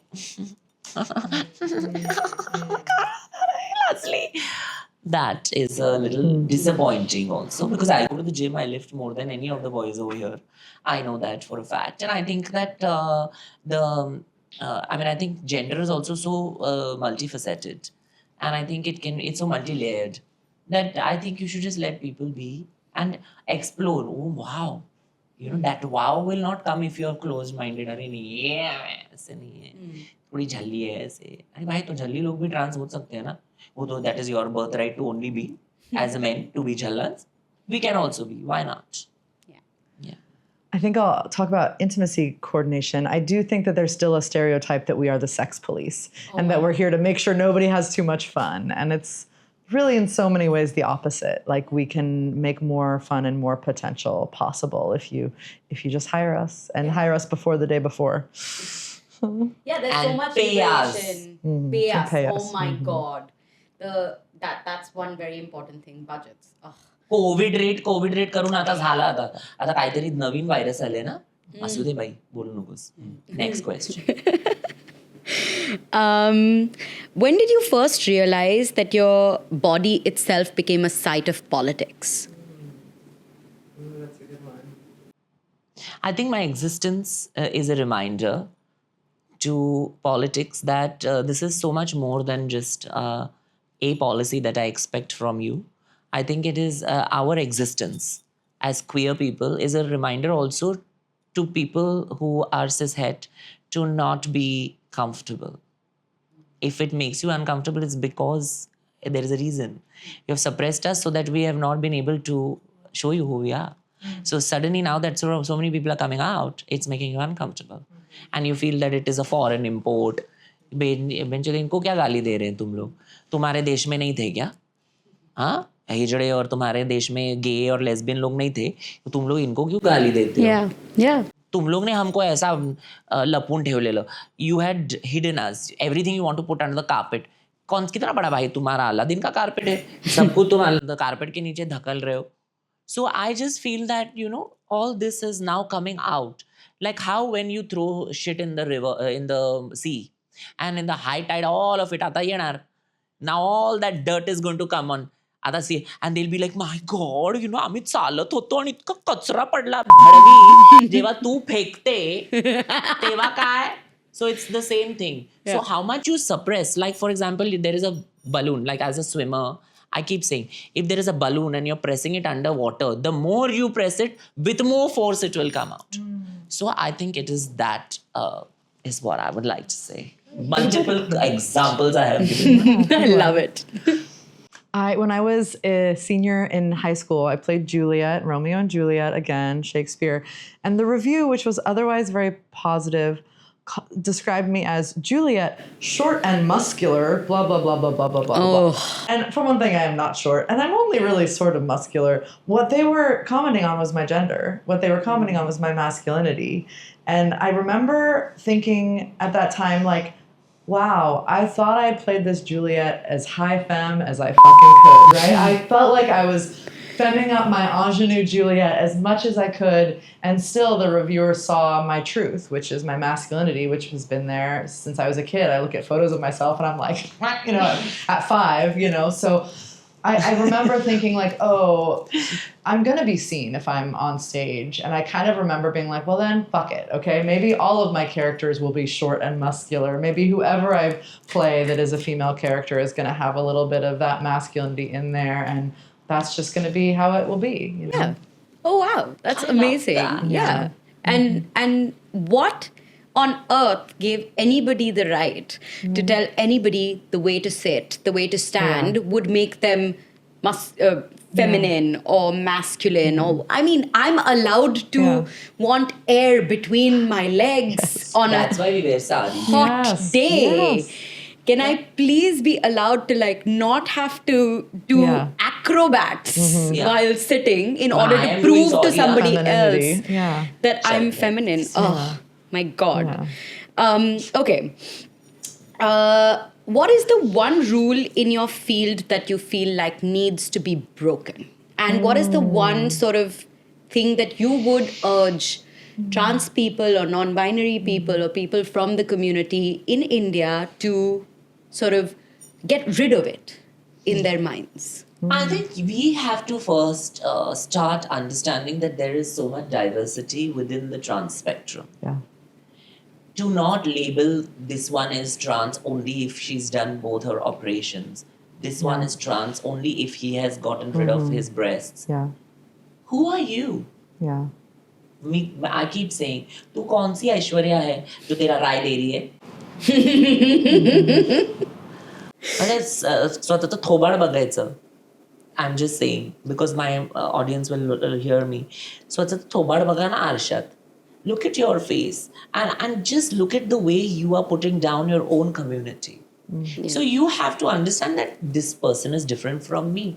But does that mean that just because they are not like me that they cannot be queer? They cannot be LGBT? Why not? Yeah. Why can't they fall under the spectrum? When you say it's all inclusive, it must always include everyone. That is by definition what all inclusive means. Yeah. So I think that that's one, Yeah. I and hear the you. next time I see somebody doing it from my community, सोडून टाकणार त्यांना. Like how I was doing the prawns, na? Yeah. I was removing the skinning them that way. It's a warning. Yeah. I don't have an immediate answer for that. I can try to think on it. But I don't have one. Do you think that there's something in academia as a field where a rule needs to be broken? There are so many rules around academia. There is so much.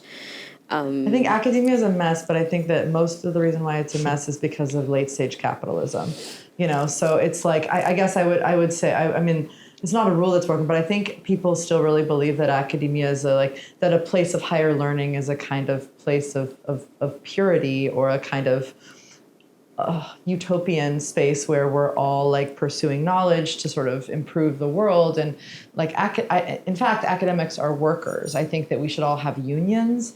Maybe that's it. I think that all of academia needs to be in unions. There's a big problem with private small colleges like the one that I teach at, where the professors are considered part of the governance of the institution because we do committee work that helps govern the institution. And because we're part of the governance, they sometimes say we're not allowed to be in a union because we're not workers. We're sort of bosses. But in fact, we're not bosses. There's an entire administrative class that has been hired to sort of regulate academia. So I guess I would say unions for everyone, and particularly in academia as well. Yeah. And I feel like academia can also sometimes be exclusionary. Of course, yeah. And I feel like the same conversation that Rani just had about people that are fighting so hard for their own identity should also be people that empathize with other humans who have otherwise been oppressed in other sort of parts of their lives or their experiences, and to include everyone a lot more, because I feel like there's so much growth and learning that can come from not othering people. Yeah. Academia has so many sort of hidden norms that if you don't like abide by these hidden norms, you can kind of feel like an outsider.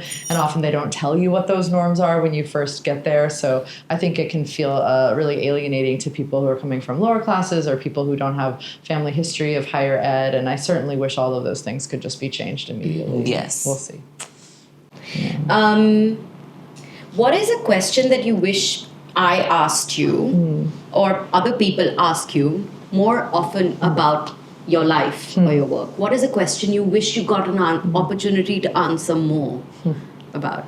It's a good one. I mean, I would, like when I sit with my friends, we ask each other how your day was on a more human level. You know, it's not transactional. I think that we need to remind ourselves that we have emotions for a reason. Nowadays, it's all become like brick and cement, where there is a reason why I'm here. There's a reason why I'm sitting in this room talking to this person. So let's just finish this conversation as soon as possible and then leave because mera kaam ho gaya idhar. You know, that sort of a thing. I think that, you know, when you just meet a person for the person they are, that's why we're meeting today also. Yeah. We could have done this over the phone, or we could have just done this as a coffee meet. or we could have gone out for a drink or for dinner or whatever. But I think that when we take that extra step and we break that, you know, that sort of guard that I think people put for one another in so many ways to protect oneself also. I must say that people put up guards also because of that.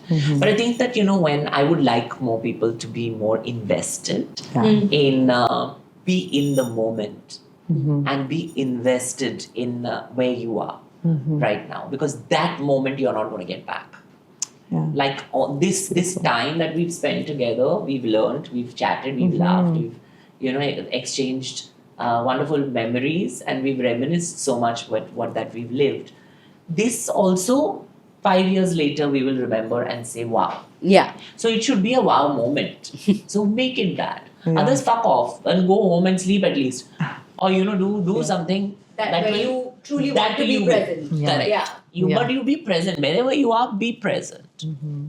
Yeah. I love that. I just wanted to end on a Good one. note. I think in intimacy choreography and coordination, we are always self-publicizing a little bit because we have to. You know, we still don't have a lot of power on the set. We still don't have unions. We still don't have a strong, you know, decades behind us. So we're always needing to put our most professional foot forward. And I think we should talk about our mistakes. I would love to be on an intimacy panel where we all talked about errors that we had made and what we had learned from them. I'll start because this was my idea. I was working on a project. It was in a theater piece. Everything was going fine. These people were doing pretty good work. And I'll just say that the guy in the scene, it was a heterosexual scene, but the guy in the scene I had only met on the project. And all of my gaydar was going off that this was a gay man. In fact, I was actually trying to work the scene to make sure he seemed straight enough to make it look realistic. And I figured this man, like so many in theater, was an out man who had been cast in a straight role, who was doing his best to play a straight character. And at some point, just before we go to break, I don't even know what I said, but I made some, like, reference about queer people and like winked at him like, you know, like you and me, and his face just fell. And I felt so bad, and I had made an assumption. I had made an assumption from his body language, from his vibe, that he was not only gay but that he was out. And the truth is, he had never told me either of those things. I did not know that he was gay. I did not know that he was out. In either case, his face told me, don't ever do that again. And I felt so sorry and sad, you know, and it's a thing that queer people do. We like, I see you, I know you, here we are, but I was in a professional setting and I didn't know him, and it was inappropriate for me to do that. And nobody had ever taught me that, that's a kind of detail that I had to find out on my own. But now I do teach that. I tell ICs, like, if you are a queer IC coming into a space, remember that you don't know who in that room is queer or who in that room is out, and you don't necessarily get to out anybody. any of your like cute eye wink winks. So we learn from mistakes, and it's good to talk about them in spaces that can hold that. Yeah. Now I'll talk about my mistake. Oh, great. Because I've had one. Yes. Oh, man. And one amongst many, actually. Learning sort of a completely different geography from the context of the training that I had, which was it was American. So it was very contextualized to that culture, contextualized to Hollywood. And I sort of had to translate that and figure out what was going to happen here in India. And I feel like one of the biggest mistakes that I made was not realizing how important, very initially, how important it was to take a moment and really talk to the performers about boundaries, about consent, and to also really, really talk to males performers about their safety in conversations. Right. Because a lot of times you come from sort of this lens of only the woman needs the support, only the if it's a gay man, then the gay man needs the support, not the straight man in the scene. And you would always sort of, without even realizing, and I'll tell you what happened exactly. It was a scene. It was in a rehearsal room. It was a scene where there was it was sort of a lead up to a sexual violence scene, and this man is sort of the character is supposed to sort of choke this woman, and he's sort of pushing her to a wall, and he's choking her, and almost even lifting her up with her neck. And of course, because there's so much violence in that scene, I was like, oh my God, I have to really take care of the female, the girl performer. And my entire focus was on that. Only to realize that at one point, the male performer turned around and looked at me and said, do you think I'm a rapist? And I said, no. And he's like, then why are you constantly making me feel like I am the perpetrator of this entire situation? And I was just like, I'm so sorry. Yeah. Because in my trying to give support to this female performer, I ignored you. I ignored that it was really difficult for this performer to put themselves in that position of causing harm, which is not necessarily something that would come easily to anybody. Right. And why would I assume that it was okay for them to be in the shoes of a perpetrator, and I only have to take care of somebody who has to sit in the shoes of a victim? And that sort of completely changed the way that I looked at my work. And it happened quite early on in my career. And it also made me realize that when we're sort of villainizing cis-het male, male performers on set, we're actually not making it safer for anybody. We're not making it more open and braver for anybody. And I like to say that we want to try and create a brave environment, an environment where everyone gets to push and learn and grow. And that I would definitely is like one of those moments, and I will never forget that performer's face, because I remember at one point he stepped away because of how livid he got. I mean, I had to obviously go in and have that conversation and sort of mend that, repair that. But and then they were amazing on set. But to make that kind of brave space, you have to hold everybody. So true. By the way, I think that term brave space was invented by trans women. Yeah, because it was safe space, and then there was safer space, and then at some point, I think it was trans Black women in the U.S. that started to use this term brave space. Yeah, and I love to thank you so much for telling me that, because I really like to say that intimacy coordinators don't create a safe space, because they can strive to create a safe space, but nobody can create a safe Yeah. space for anybody. One, because safety looks different for everybody. And we're way down on the hierarchy. So many bad things could happen above us that we can't even control. So when promising safe is an over-promising that you can't give. and under-delivering. Yes. Yeah. And also there's so many different variables even on the film set that you can't control, because you cannot control every human being and every action and every way that somebody is looking at you. मतलब फितरत नहीं control कर सकते ना एक इंसान की. Their internal, their character is cannot be controlled or vetted for safety. So, but what we can do is we can create an environment where voices are amplified if they're softer. A place where people get to be more themselves. People get to be heard. People get to try things that they might feel slightly uncomfortable with, because they know that they have reversible consent. Yes. You can advocate for a little bit more time on the schedule for things that take more time. Yes, everything please. is so chop, chop, chop. It's like I had to shoot with an animal, and I just pissed my pants. I was like, what? I have to have a conversation with this animal? What am I, Dr. Doolittle? oh my gosh. And why is there no prep here? Yeah. There was no prep. The animal is just being put like this, and I'm talking to like this, and all of that. I'm like, dude, yes, my character is a little like that in this other series. And I was like, but I started shivering like that. And then the director was very nice. And the team, so he was the AD. The director is a woman, but I said, none of you all told me what my signs are. I'm not prepared to do the scene. Just put my hands up.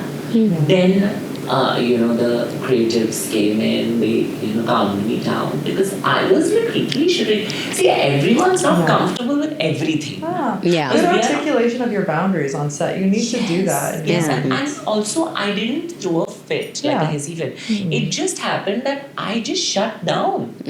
I was like, I am that close to this animal, and I've never been. So, but that's actually such an experience where you would shut down in a space that you feel unsafe, and it can happen because of an animal, it can happen for a stunt, it can happen for an emotionally triggering scene, it can happen for intimacy, it can happen in so many different sort of facets. I mean, you're used to fuck all men around you. This animal, poor thing, and the animal is also not trained. Right. Animal has just been brought for the shoot, so that animal is scared.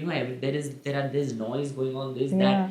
The animal looked at me like, bitch, who you? तू क्या कर रही इधर मेरे साथ? Like, मैं क्यों हूँ इधर? तू क्या है? The thing, the animal was. Then the animal sneezed and I died. I forgot my lines. I forgot who I am. I forgot where I am. I was like, and I said, bye, said, finished. Season 2 cancelled. ये तुम्हारा advance slip. I can't. I feel like, what is going on? Oh my God. God. Okay. What is one word or what is something that defines courage for you today?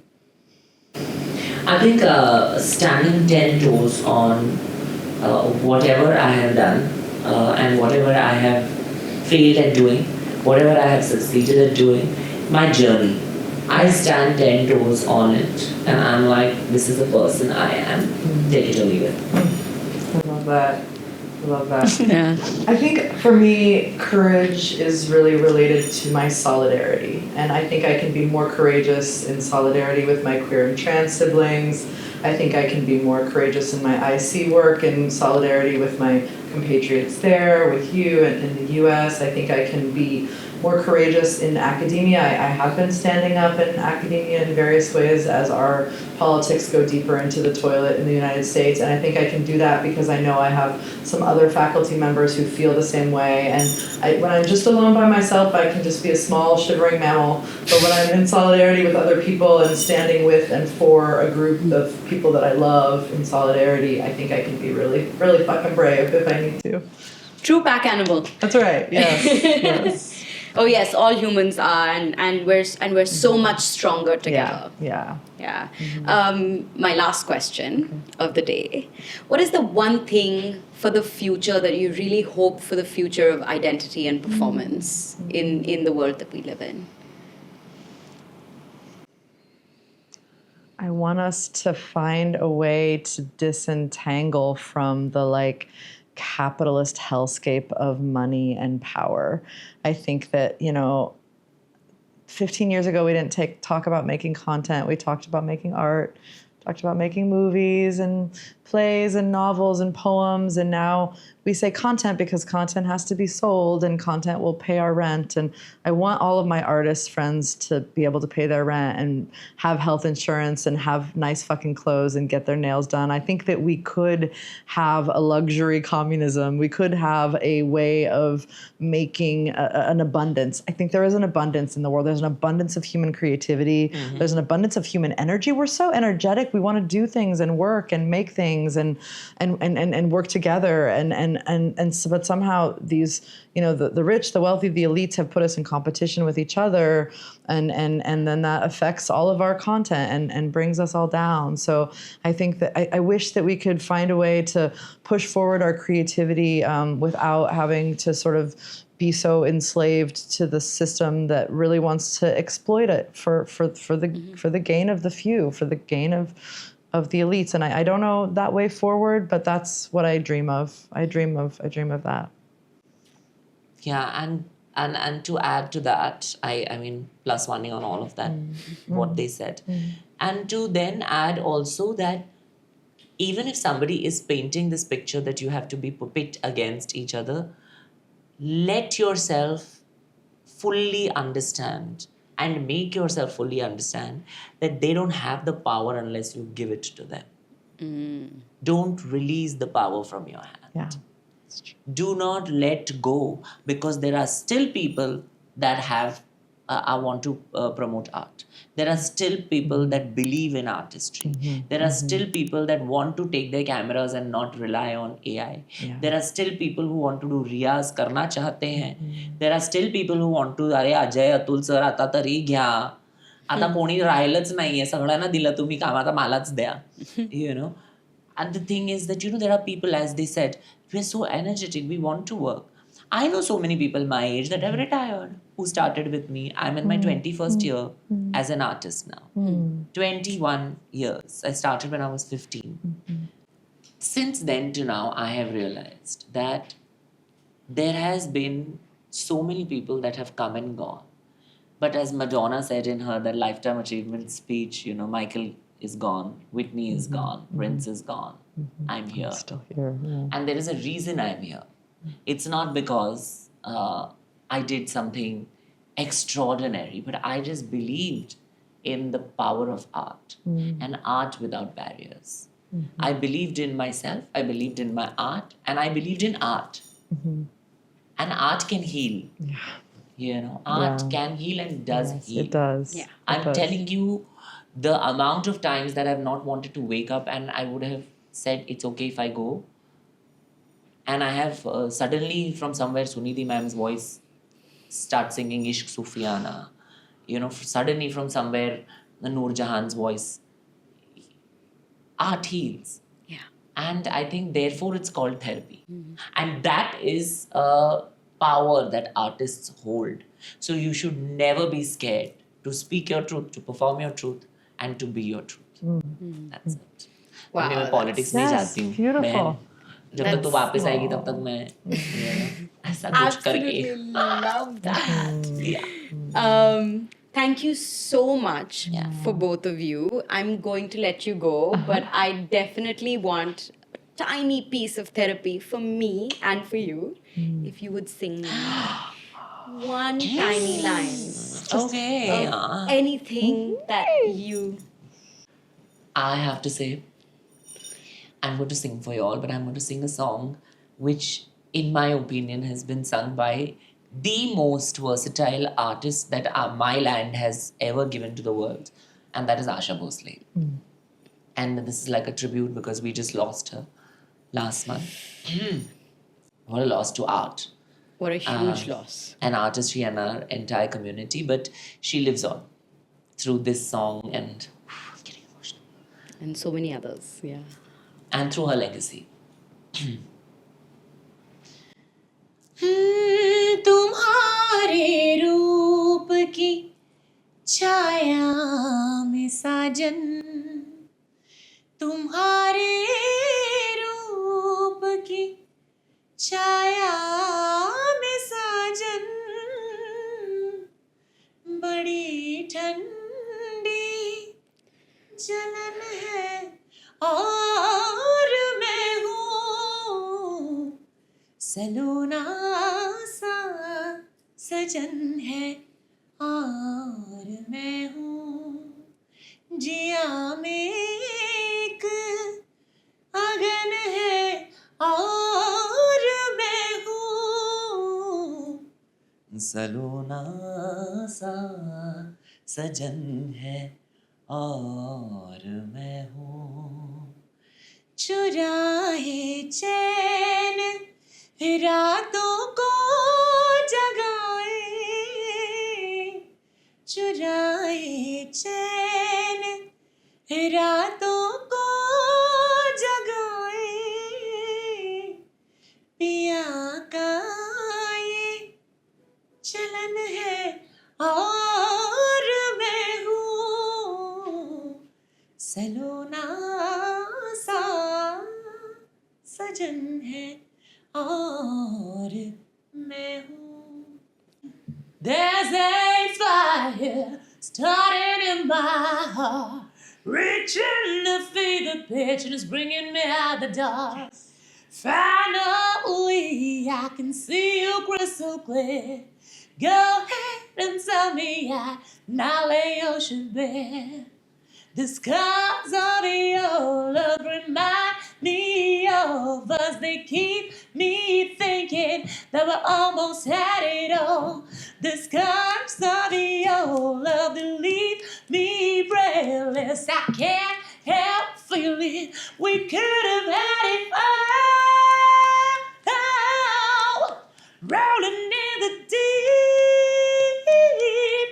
you have my heart inside your hand, and you played it, you played it, you played it, you played it to the beat.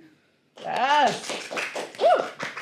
Love it. I think they often say that, you know, when you kind of keep training your voice to an extent where every genre sounds like bliss and to yourself, and you'd like to kind of, the only thing I have not really conquered yet is rap. I can rap someone like that, but I can't rap, you know, but I want to start. I bet you can. Yeah, I can rap, but Yeah. Even Beyonce raps a little. I little could bit see you now, doing but that's it. not rap. Yeah. I love rap. Thank you so much for singing. Awesome. For us. It's Thank you so powerful. It's much, really nice to everyone, meet for you. being with us. And thank you so much. I don't think I could have ended this any better than our amazing conversation and such a fulfilling Sunday. And thank you both for pushing me to do this, because I would not have traded this afternoon for anything else. Neither would we. Thank you. Same. And namaste, darling. Yes. Namaste.